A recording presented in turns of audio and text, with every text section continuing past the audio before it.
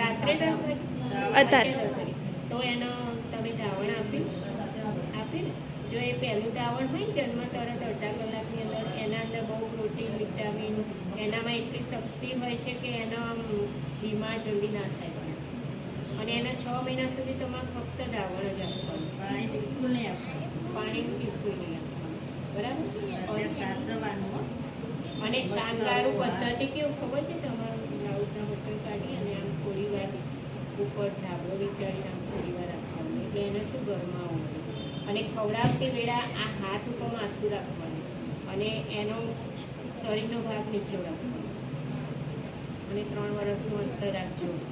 અને આંગણવાડીથી જે 3-4 આપો છો ને પેકેટ એમાંથી તમારે સુખડી પીવડાવવાનું અત્યારે તમારે ખાવાનું જે પેકેટ આપે છે ને એ 6 મહિના સુધી તમારે ખાવાનું. પછી 6 મહિના પછી જે પેકેટ આપે ને એમાંથી આ બાળક બાકી અત્યારે સુખડી બધું જ બનાવવાનું. ચલો સાચી રીતે